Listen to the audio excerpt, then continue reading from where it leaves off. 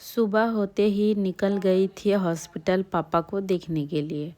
वहाँ पहुँचते ही सबसे पहले पापा को ब्लड टेस्ट करवाया और सच बोलो तो हॉस्पिटल में इतनी ही भीड़ देख कर ना मेरा माथा घूम गया। ऐसा लग रहा था कि जैसे पेशेंट पापा नहीं मैं बन जाऊंगी। और तभी मेरी नज़र पड़ी इस बकरी मैडम पे।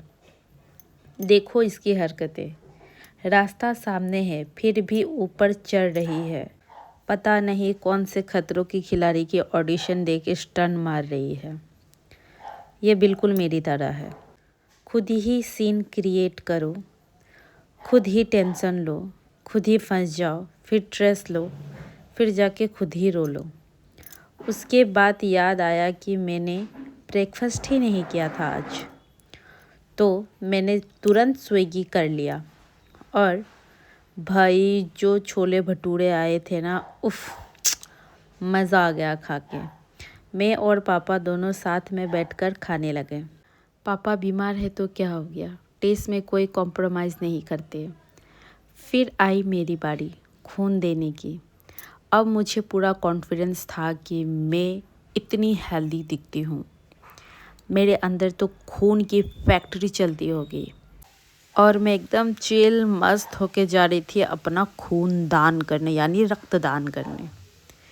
और मेरी तंदुरुस्ती का यही राज है कि मेरे खून में च्यवनप्राश है। तो मैं फुल कॉन्फिडेंस के साथ गई ब्लड देने। लेकिन वहाँ जाके जो मुझे रियलिटी चेक मिली है ना, डॉक्टर ने चेक करके ही बोला आपको खुद ब्लड की ज़रूरत है।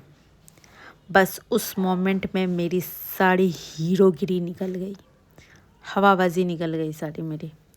इस कॉन्फिडेंट के साथ गई थी और उससे भी ज़्यादा डबल बेइज्जती खा के वापस आई।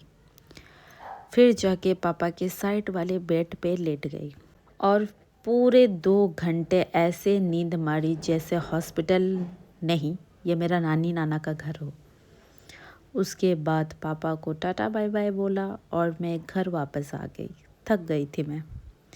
सच बोलूँ तो लाइफ भी ना बड़ी अजीब चीज़ है। कभी हम दूसरों को बचाने के लिए निकलते हैं और रास्ते में पता चलता है रिपेयरिंग खुद की बाकी है। रिपेयरिंग तो खुद की बाकी है गाइस।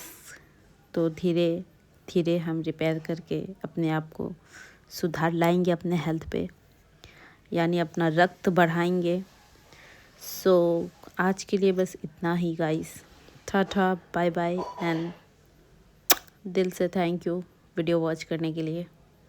और जिसके बड़े भाई होते हैं उसकी छोटी बहन को कुछ करना नहीं पड़ता ज़्यादा।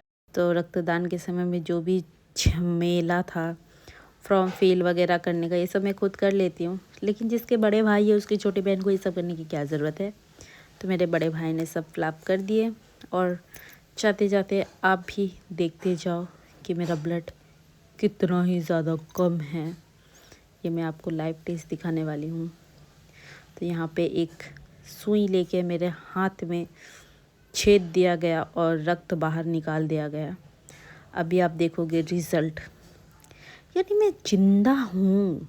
इतने कम खून में भी मैं चल रही हूँ, फिर रही हूँ, घूम रही हूँ धूप में, मानना पड़ेगा। तो बाय बाय, मैं मिलूँगी आपसे कल।